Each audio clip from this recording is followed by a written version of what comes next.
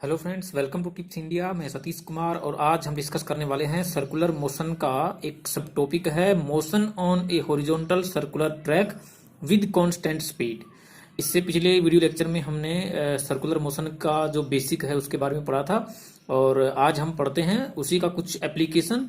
और ये है motion on A horizontal circular track with constant speed. तो इसमें क्या होता है कि आपके पास कोई सर्कुलर ट्रैक है, ये कोई सर्कुलर ट्रैक है मान लेते हैं, और इस सर्कुलर ट्रैक पर कोई भी गाड़ी या कार जब चलती है तो उसकी वेलोसिटी क्या होनी चाहिए, इन सब के बारे में हम डिस्कस करने वाले हैं। तो ये मैं मान लेता हूं ये कोई कार है, ये सर्कुलर ट्रैक पर चल रही है इस पर। तो इस सर्कल की जो रेडियस है वो रेडियस क्या होनी चाहिए, वो आप ले सकते हो कि कुछ आर रेडियस है। तो इस पर हमने पिछले वीडियो लेक्चर में डिस्कस किया था कुछ बेसिक के बारे में कि जब कोई बॉडी सर्कुलर चलती है तो कौन कौन से एक्सेलरेशन काम करेंगे, कौन कौन से फोर्स लगते हैं इस पर। तो अगर इस कार का मास m है, ठीक है, तो मैं यहां से ये बोल सकता हूं कि इस कार पर कौन कौन से फोर्स काम करने वाले हैं जब ये सर्कुलर ट्रैक पर चलेंगी। तो आपको पता है कि हमने दो तीन फोर्स डिस्कस किए थे, जैसे सेंट्रीपिटल फोर्स था, सेंट्रीफ्यूगल फोर्स था, और आपने फ्रिक्शन फोर्स के बारे में भी पढ़ा होगा। तो अगर कोई भी कार सर्कुलर ट्रैक पर चलती है तो उस पर आउटवर्ड एक फोर्स लगता है और वो होता है सेंट्रीफ्यूगल फोर्स। सेंट्रीफ्यूगल फोर्स, ठीक। तो यहां से मैं आपको ये बता देना चाहता हूं कि बहुत सारी वीडियो लेक्चर्स में सेंट्रीफ्यूगल फोर्स लेते हैं, बहुत सारे वीडियो लेक्चर में फ्रिक्शन फोर्स ले लेते हैं।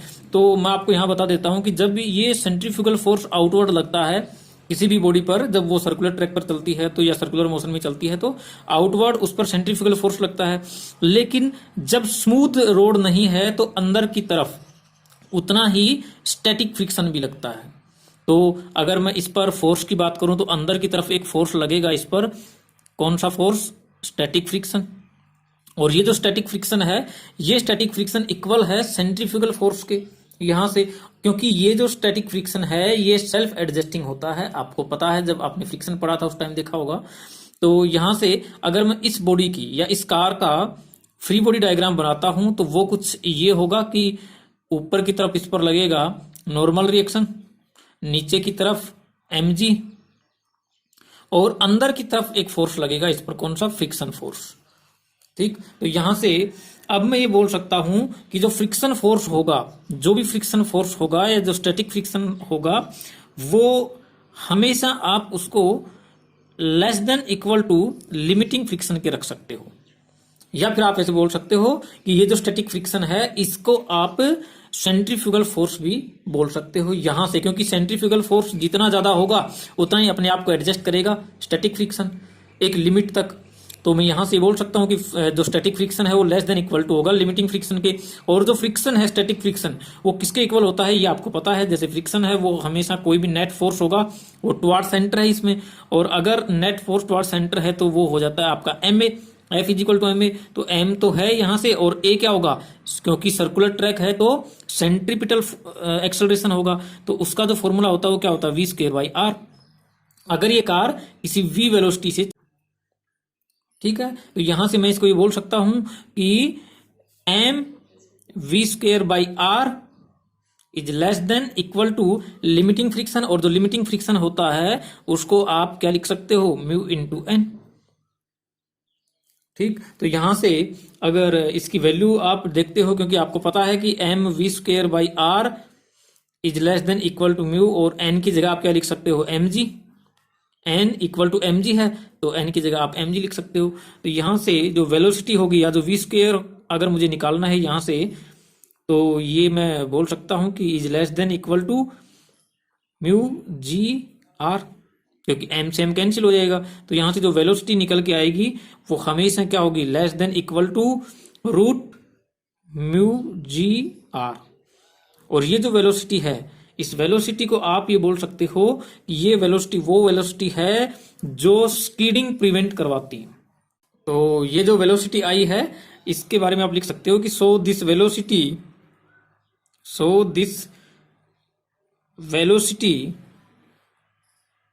Prevent skidding. तो स्किड करवाने से या स्किड होने से ये रोकती है ये वेलोसिटी। बहुत सारे क्वेश्चन में इस फॉर्मूले को हम यूज करेंगे आगे जब हम न्यूमेरिकल सोल्व करेंगे उसमें। ठीक है, तो ये था कि motion on horizontal circular track with constant speed. अब आ जाता है कि motion on horizontal circular track with variable speed. ठीक है, तो इस पर हम एक डायग्राम बनाते हैं कि ये कोई सर्कुलर ट्रैक है और सर्कुलर ट्रैक पर कोई कार चलती है किसी वेलोसिटी v से। तो यहां मैं ले लेता हूं ये, और ये किसी वेलोसिटी v से चलती है इस साइड।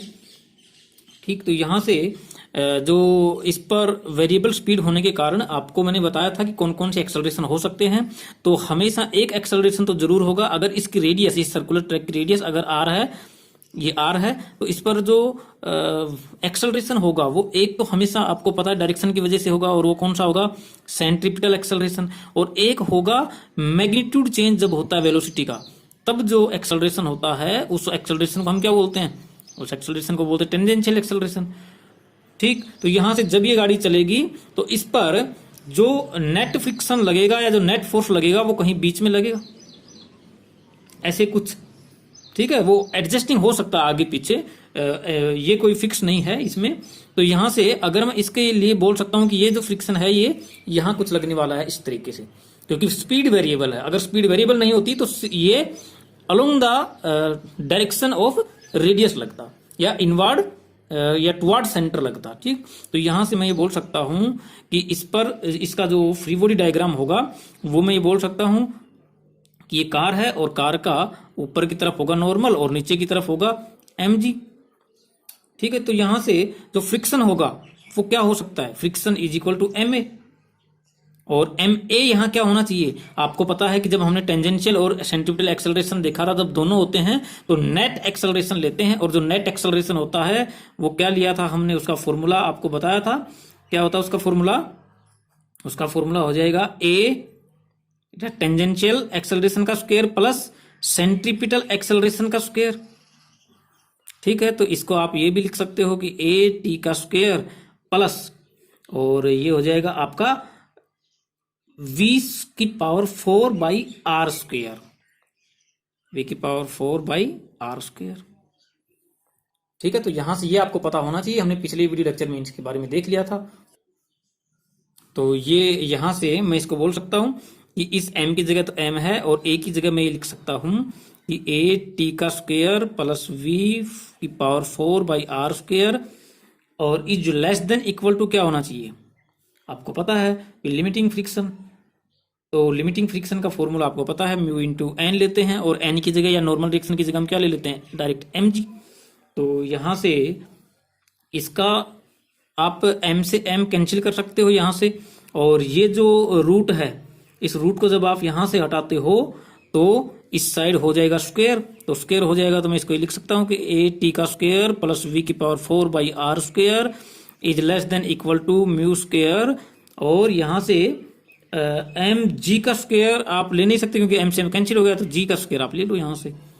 ठीक, तो यहां से इसको मैं जब सोल्व करूंगा तो v की पावर 4 मुझे अगर इस साइड रखनी हो तो ये हो जाएगा is less than equal to mu square g square minus a t का स्क्वायर, और यहां से ये जो r है ये कहां चला जाएगा, मल्टीप्लीकेशन में आर स्क्वायर। ठीक, तो यहां से जो v या जो वेलोसिटी आई वो क्या होगी, v जो वेलोसिटी होगी वो हो जाएगी less than equal to r square into mu g square minus a t square, और इसकी पावर कितनी, क्योंकि इस साइड पावर 4 है तो इस साइड आगे क्या होगी 1/4। तो ये जो वेलोसिटी आई ये वेलोसिटी होगी इस मोशन के लिए। ठीक है, motion along horizontal circular track with variable speed. अगर वेरिएबल स्पीड है तो कितनी होनी चाहिए, इतनी होनी चाहिए कि v is less than equal to r square into mu square g square minus 80 का स्क्वायर और पावर 1/4। ठीक, तो यहां से मैं लिख सकता हूं कि here friction is use to provide the centripetal acceleration. ठीक है, here friction is use to provide the centripetal acceleration. ठीक है। तो ये वेलोसिटी वेरिएबल स्पीड के लिए होगी और ये वेलोसिटी हमने निकाल ली थी कि जब स्पीड क्या हो, कांस्टेंट हो। तो दोनों ही ये जो फॉर्मूले हैं ये आपको याद रखने हैं, क्योंकि आगे जब हम न्यूमेरिकल करेंगे अगले वीडियो में तो वहां ये सब कुछ काम आने वाले हैं, ये सारे फॉर्मूले। और इसके अगले वीडियो में हम करवाएंगे बैंकिंग के बारे में, ठीक है। तो यहां से ये था इस वीडियो के लिए। तो अब हम एक क्वेश्चन करते हैं और क्वेश्चन कुछ ये है कि A car has to move on a level turn of radius 45 meter. If the coefficient of static friction between tire and road is mu s is equal to है 2.0, then find the maximum speed the car can take without skidding. Without skidding, तो ये आपको पता होगा कि एच.सी. वर्मा का question है। और यहां से हमने अभी अभी एक फॉर्मूला निकाला था कि v is less than equal to root mu g r. तो यहां हम इसकी वैल्यू पुट करते हैं और वेलोसिटी हम निकाल लेंगे, क्योंकि हमें पता है कि v is less than equal to होता है म्यू जी आर के। तो यहां से वैल्यू हम पुट करेंगे और आंसर निकाल लेते हैं। तो ये हो जाएगा आपके पास 2 है म्यू की वैल्यू और इनटू 10, ठीक है। और r कितना है आपको पता है 45 है यहां से। तो ये जब आप इसको सोल्व करोगे तो ये आ जाएगा आपका 30 मीटर पर सेकंड, 30 मीटर पर सेकंड, ये आपका आंसर है, ठीक है। तो ऐसे क्वेश्चन आते हैं इसमें और ये बिल्कुल नॉर्मल क्वेश्चन था। लेकिन आपको अगर ये सब कुछ थ्योरी आती है, ये कंप्लीट थ्योरी इनकी आती है, तो इनके बारे में जो भी कोई जिस भी टाइप के न्यूमेरिकल आएंगे, जो भी क्वेश्चन आएंगे, आप आराम से कर सकते हो उसको। और इससे अगली वीडियो लेक्चर में मैंने बता दिया है कि बैंकिंग के बारे में पढ़ेंगे, ठीक है।